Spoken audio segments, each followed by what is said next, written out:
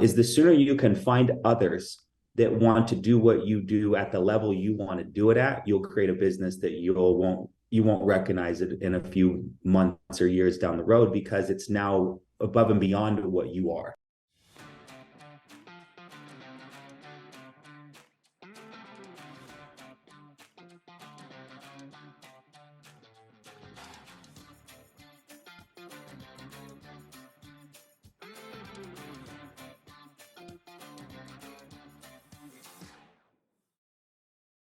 We have an amazing guest today, my man, business partner, Grady Polcyn, chairman, council member of Family First Life America, integrity partner, and living legend.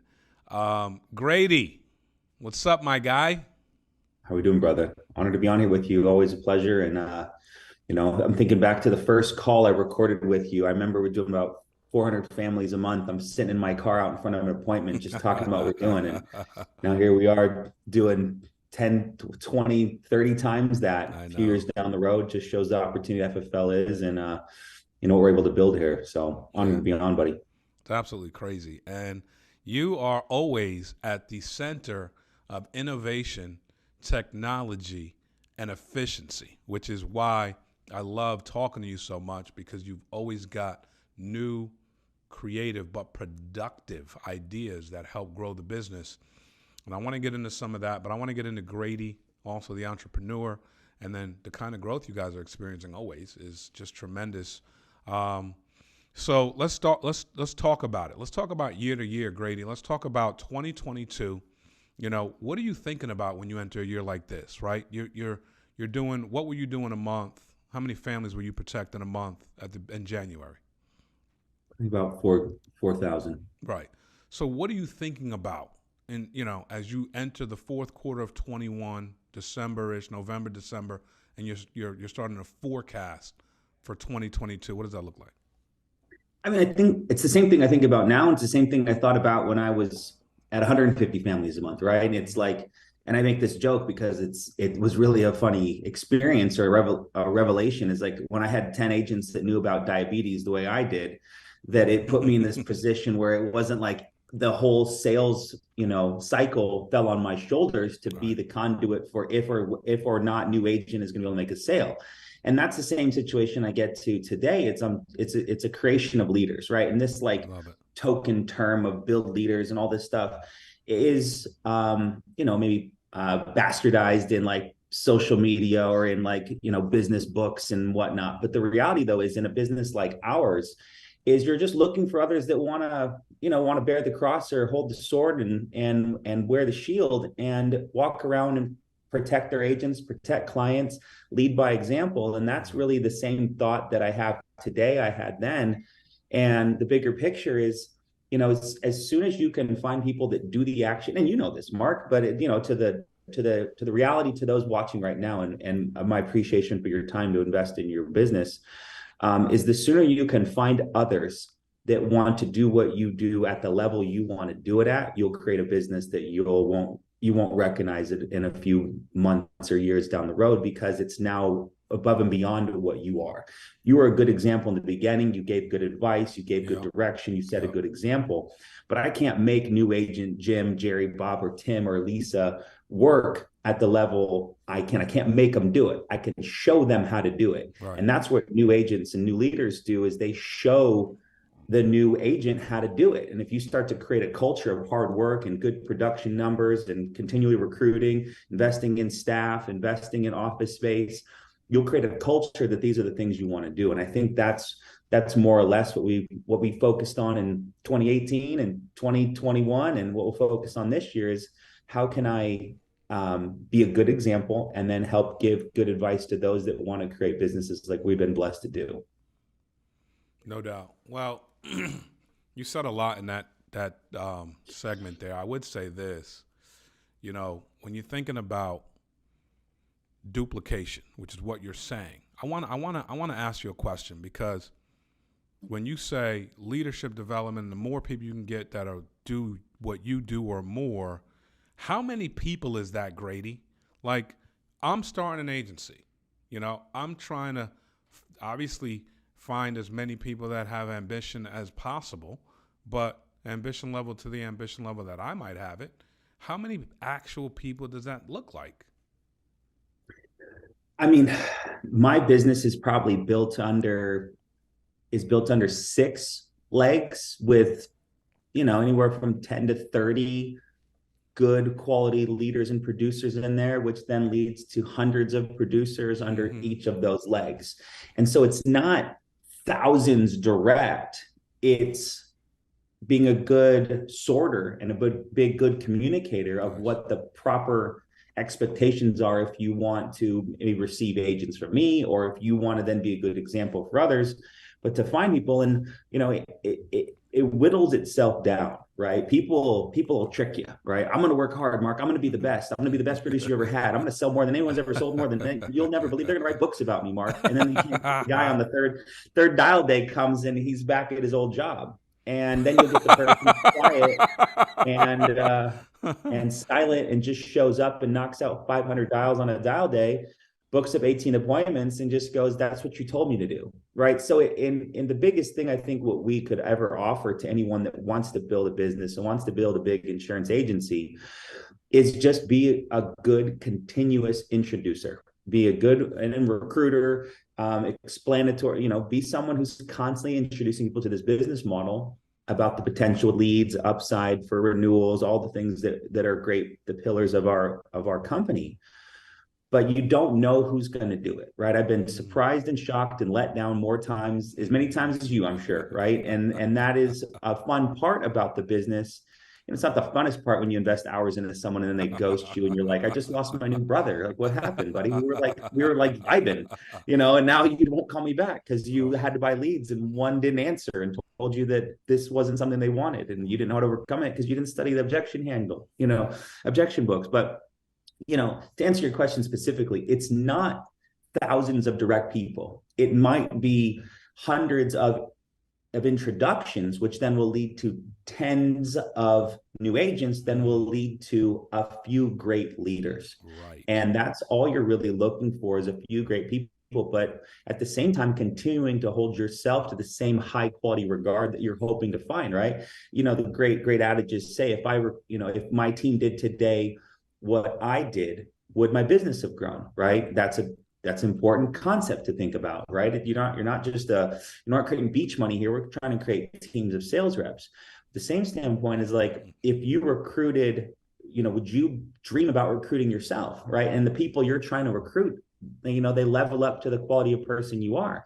Right, you go out there and hit Hall of Fame back to back to back. It's easy to go recruit a guy who's been knocking out, making tons of money selling cars, because you can explain to him the kind of money you've made selling insurance, and you can talk on the same wavelength.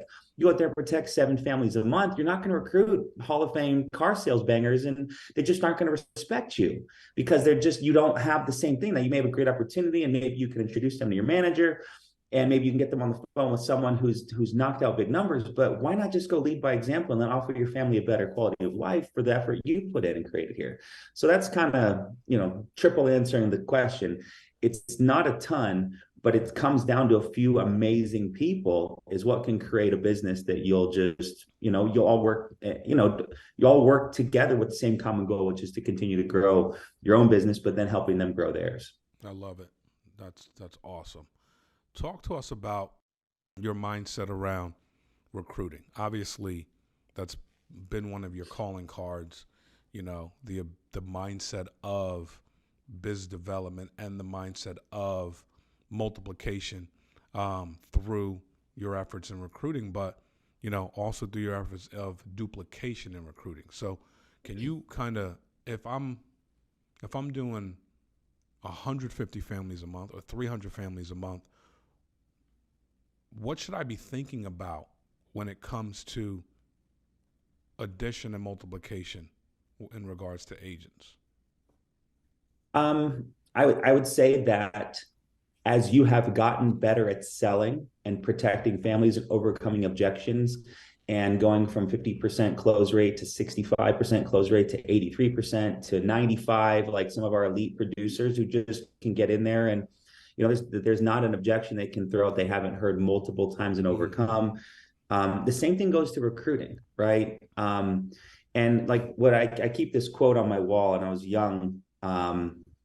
My father met Jim Rohn, and he got him to sign a piece of paper that said "Grady, be the best, Jim Rohn." And I sort of kept Wow. it on my office. It was pretty cool. I was like, Dad, that is like I didn't know what it was when I was younger because I was like, a punk kid, right? But then as you age, you're like, this is like one of the greatest of all time No doubt. speakers and personal development guys. No But doubt. Jim Rohn has a good adage in his a lot of his trainings where he talks about let the 30s do 30 and the 50s do 50 and the I love 70s it. do 70 and the hundreds do 100. Right. Is that you don't know what makes going to make them tick, right? Who wants to really retire their mom? Who wants to really give their wife a better life? Who really wants to put their kids in the best possible schools and situations? Or who's just talking? And or who doesn't, I often joke, I'm like, if you're a bachelor, you got to be an ambitious bachelor, right? I got kids. I got them getting me up early and up late, and I'm fighting all day long to make sure that I'm being the best dad, I'm being the best business owner, I'm being the best leader for my team. But like when I was a bachelor, I had minimal ambition, right? Food, you know, Right. bar tab and food, right? That was about the extent, and rent, right? So what I'm saying though is that as you recruit, right? So let's get to the topic, right? As you recruit, you just need to work through people, but then start to look for commonalities amongst people that you find will do well at this. We find people that have a little pressure do well at this. We find people that maybe have a sports or athletic or business background do well at this. We find people who are in communicative skills have a big background, people that have a big why, right? I talk to young guys that have no pressure, nothing going on. I'm like, what do you need to make? Well, I don't know. Not much. All right. The not much isn't going to push you through those initial dial days. Right. And so from a recruiting standpoint, like that's why you have to put up volume. That's why you have to put up a numbers of ads and have lots and lots of conversations because, when you like, you don't know who's going to level up to the life that they've dreamt of, right? There is a lot of people out there that want to do well and want a great life. And they've just been, they've succumbed to their surroundings. Maybe they had a rough upbringing, poor parenting, poor environment. And they've just been ambitiously looking for something like our opportunity where they can finally throw their heart over the bar and go to work.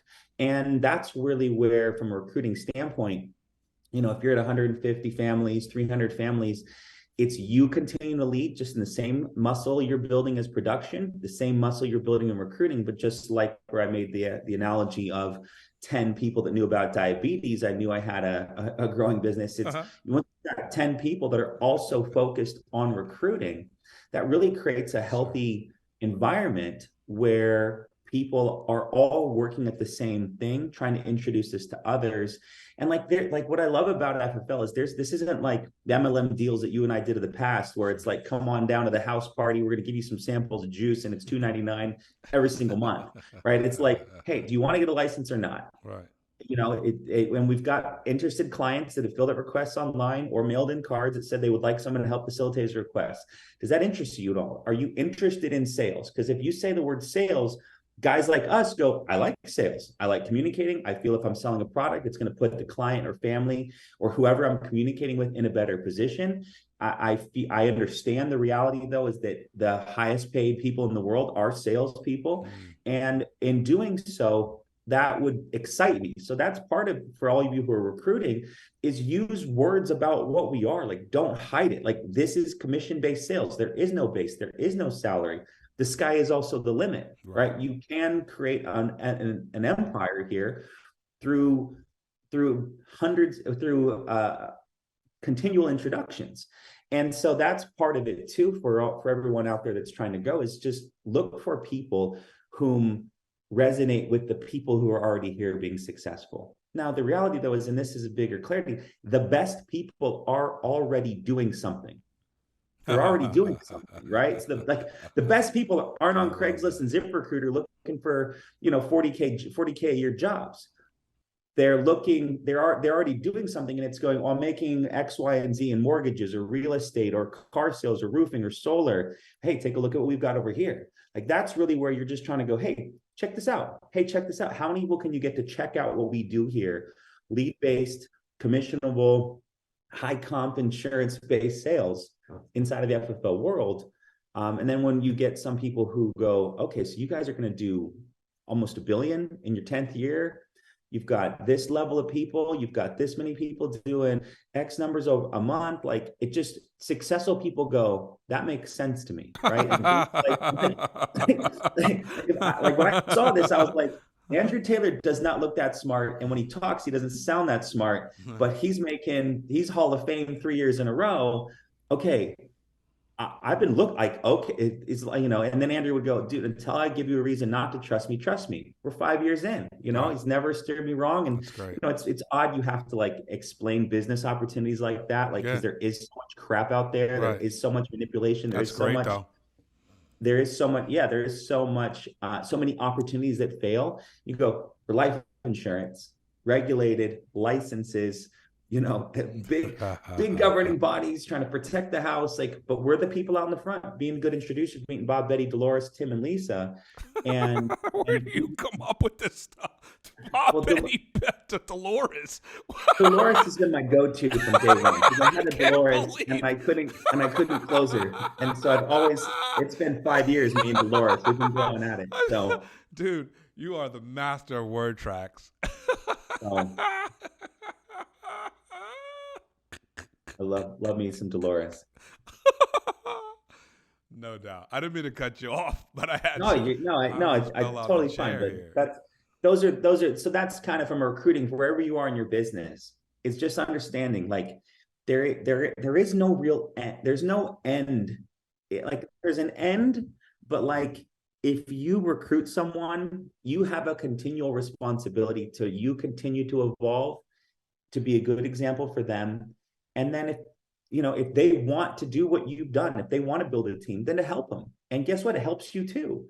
And so that's really kind of the simplicity of the business that I think often gets overlooked of just, it's not numbers based, it's sorting. And then it's also doubling down with time. I remember I had a good talk with one of my Hall of Fame producers. Like, I just can't get people to sell. And I was like, dude, why don't you just actually care about them? And I mean that like, not, I was trying not to come across like a jerk. I was just like, but like spend some real time with people that are putting in the effort and try to get them to over the line. Like do some real role playing with them. Have them call you every single time they come into the home. Like all the stuff we used to do. If you're in the home and they don't want to buy, tell me you got to call the manager and go, listen, Marc, I'm sitting here with Dolores and Tom, and Dolores and Tom think for some reason that they don't want to buy this. So we've never had this happen before. Tell me what we need to do here, right? And all of a sudden now you got your manager in your ear. Like we go back to the basics of let's help clients overcome Yes. our agents overcome these simple client objections of whether it is cost or trust or timing or lack of understanding. But that, like, so I told this guy, and so he's since done that. Now he's duplicated. He's got a ton of Hall of Fame producers now that he's having come out of his team because he's just doing the work, right? So That's incredible, dude. And when you talk, the 10 agents that know diabetes versus the 10 agents that know recruiting, I think that people look at their situation, look at the horizon, and think, wow, that's so far away. I can't tell you how many times I've done that. And then I put my head down and go to work, and one day I'm there, but it does feel far away at times, from my first sale to 10 sales a week, from, my first recruit to 10 people recruiting with me. Can you talk about how to get 10 people with you recruiting? What is your mindset around that? Because we're talking to people right now that what you've built is like, I'll never do that. And it's like, you can do that. How do you simplify that? And a lot of this comes from respect to you. I mean, breaking down, it comes to production, right? It comes to personal production in the beginning. You used to do great trainings. I'm sure you still do, but on your bank accounts, right? And having a lead account, having a personal account, having a business account. And then from the business account, you're just giving what you need to your personal account. And then in your business account, you're allocating a portion of that towards office expenses, staff, growth, et cetera. And so, to make it real simple, I look for people that are selling a lot and I ask them, do you want to build a business, right? That's the easiest way to go about it, right? You're selling, I don't look for people that are under 10 families a month and ask if they want to build a business, because they're just not a great example to start. They lack the discipline and understanding of how great this opportunity is to even possibly take advantage of it, let alone explain it. So in that reality, I'm looking for people, if you start to produce a lot, let's have a conversation about building a business. You become a really good worker. You become a really good self-employed, and the Kiyosaki quadrant, all this stuff, right? Let's move you to business owner, which means now you've got an agency where you make 5% of what everyone sells. How do you do that? Well, you start to have conversations with people. So, to go, I love that example, to go from your first sale to 10 sales a week, to go from your first recruit to 10 people recruiting.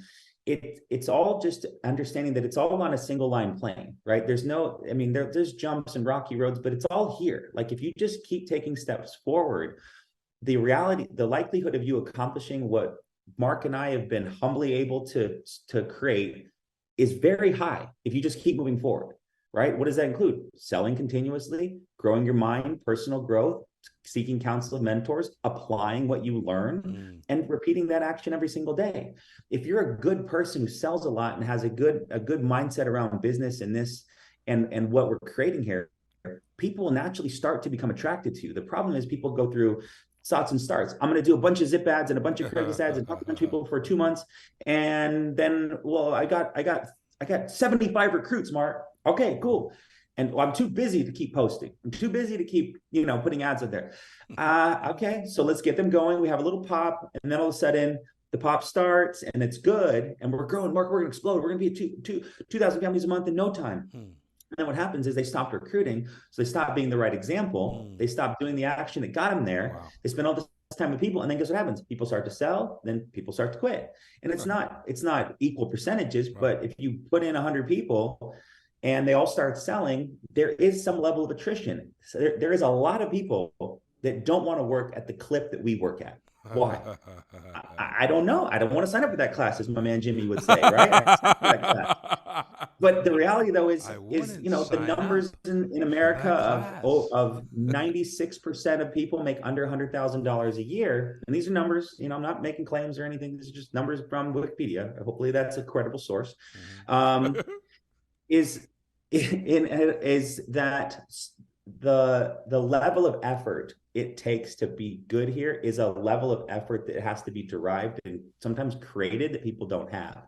And so if you can just understand that concept and understand that I've got to explain this to a bunch of people, be a good example, but and in time, the compound effect will take over, like having belief and confidence that you're worth it, having belief and confidence that what you can create, that you have a gift to give, that and I always say that the easiest gift to give is your skill set of sales. Your skill set of sales, of what you've derived by sitting across the table, belly to belly, or on the phone with hundreds, if not thousands of clients, give that to people first. You don't know how to have to learn how to navigate all their, home problems or their business problems or all the business strategy that you will learn in time.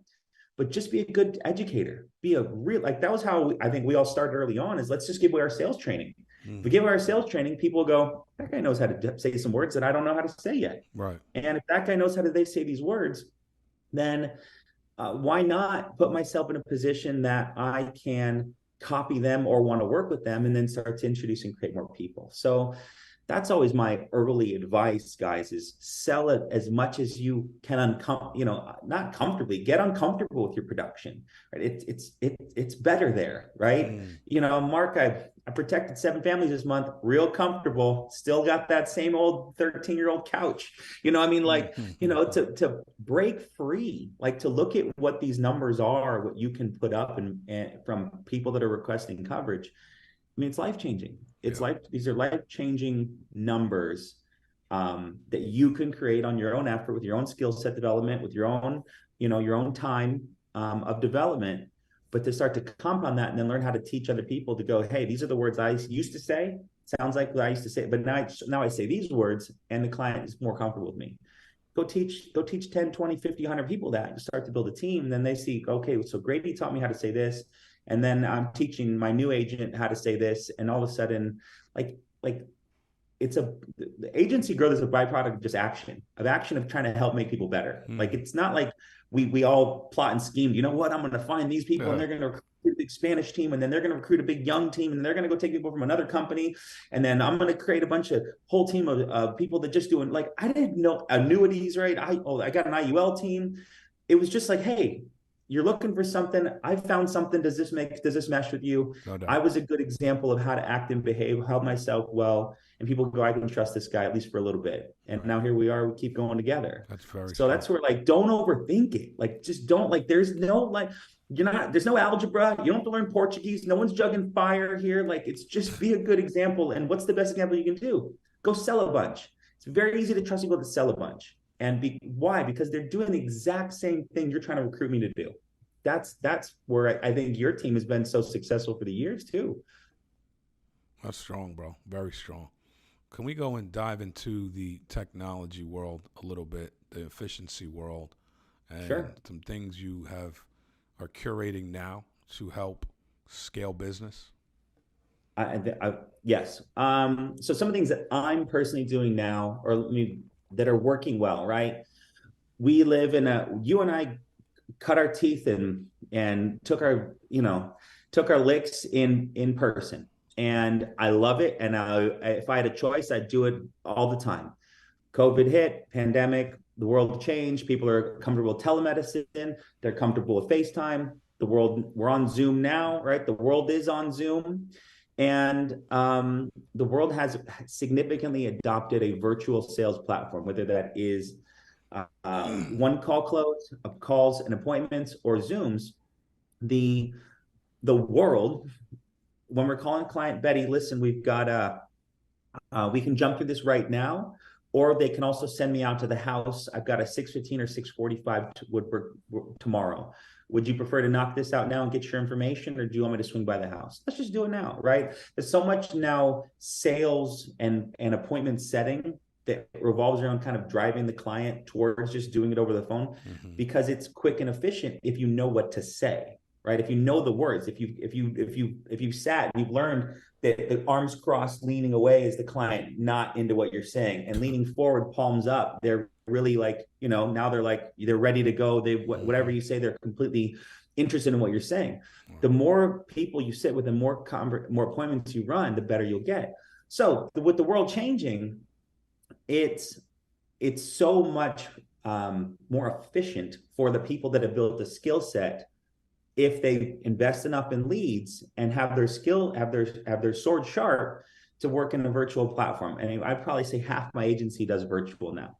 And then this is always my advice. You live in a small town in northern Idaho, and there's the next closest town is 12,000 people, and that's 3 hours away. Virtual is the way to go. Hmm. You live in a large metropolitan area, you should start in person. There is no reason to not start in person, because you've got an abundance of people that you can go see. You can learn door knocks, you can learn pausing, you can practice, gaining rapport with clients. And that has, for us, that's kind of my mantra with my team. So one of the things I do is I do a fast start call every Wednesday, where I get on there, and it's kind of like a blend of a Rogue IMO overview of what FFL is, as well at the same time. It's like a fast start call, right? These are leads. This is where you get them. 2 ways to sell, phone tips, product training. I kind of run through it, and I do it every single week with brand new agents. You're either in class trying to get through class, or you are also in contracting waiting on your writing numbers, right? And so it's anywhere from 10 to 30 people, just my new, as Paul McLean would always say, base shop, right? Just Paul's big a base shop guy. I think that's from your previous company, but and so this is just my new directs that I'm personally working on. And all my massive agencies have their own things that they do, but I'm finding that these sort of like, because you're never more into something than like the second you find out about it. And then it's like buyer's remorse, right? You buy the new thing, and then all of a sudden you're like happy, and you're like, did I really need to spend all that money? And okay, let's go drive it, or let's go sit on it, or let's go lay on the new $6,000 bed, right? Whatever.